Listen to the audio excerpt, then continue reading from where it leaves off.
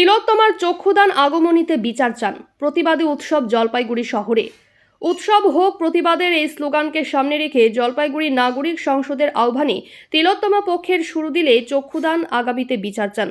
এই স্লোগানকে সামনে রেখে প্রতিবাদ উৎসব শুরু হয়েছে বুধবার সন্ধ্যায় জলপাইগুড়ি কদমতলা মোড়ে।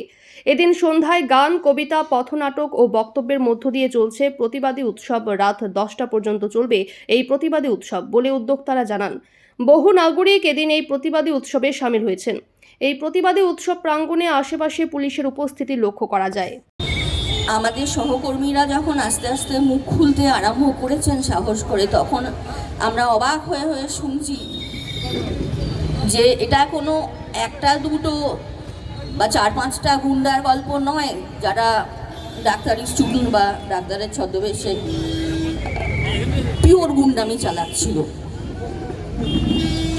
আমরা অবাক হয়ে শুনলাম যে একজন খুব রেসপেক্টেড ভাইস প্রিন্সিপাল, একজন নামকরা সাইকিয়াট্রিস্ট, তিনি আমাদের কাছে শিলিগুড়িতে কীভাবে এক ইন্টার্নের হাতে মার খেয়েছিলেন এবং ওপরওয়ালারা কোনো ব্যবস্থা নেননি। আমরা অবাক হয়ে শুনতে পাচ্ছি যে আমাদের এক সহকর্মীকে কীভাবে ট্রান্সফারের নামে অত্যাচার করা হয়েছিল, যখন তার মার শেষ কয়েকদিন কেমোথেরাপি চলছে। সেই সময় তাকে বাড়ি থেকে বহু দূরে পাঠিয়ে দেওয়া হয়, যেখানে ট্রানজিটলি মোটে 10 দিন হওয়ার কথা, জোর করে 2 দিনের মধ্যে তাকে বাধ্য করা হয় সেখানে যোগ দিতে। এবং যে প্রিন্সিপালের নাম এখন সবার মুখে মুখে ভালো কারণে নয়, তার সাহায্যে প্রত্যেক দিন তাকে ডিউটি দেওয়া হতো, যাতে কোনোভাবে সেই ডিউটি অ্যাডজাস্ট করে তার মায়ের সঙ্গে শেষ দেখাটুকু করতে না পারে। আমরা জানতে পারছি যে র্যাগিংয়ের অভিযোগে যখন এখন খুব নাম শোনা যাচ্ছে, এমন 3-4 জনকে অভিযুক্ত করা হয় এই নর্থ বেঙ্গল মেডিকেল কলেজেই। অবশ্যই জুনিয়র ডাক্তারদের হোস্টেল সুপারিনটেন্ডেন্ট সেই কমিটিতে, তদন্ত কমিটিতে থাকবেন। যেদিন তাদের নামগুলো এই শাস্তি ঘোষণা করার কথা, ঠিক সেদিন ভদ্রলোককে হোস্টেল সুপারিনটেন্ডেন্টের পদ থেকে সরিয়ে দেওয়া হলো, কয়েক মাসের মধ্যে ট্রান্সফার করে দেওয়া হলো। স্ত্রী আর 6 মাসের বাচ্চাকে ফেলে রেখে তিনি বহু দূরের এক মেডিকেল কলেজে চলে যেতে বাধ্য হলেন। আস্তে আস্তে এগুলো বেরোচ্ছে।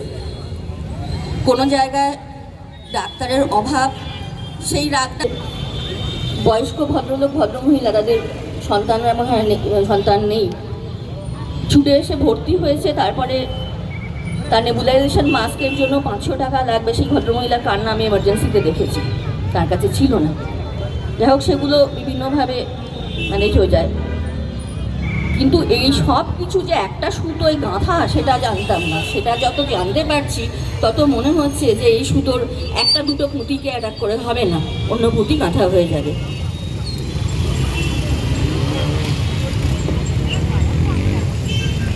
উপর থেকে ব্যাকিং না থাকলে কারো এত বড় আস্পর্ধা হয় না।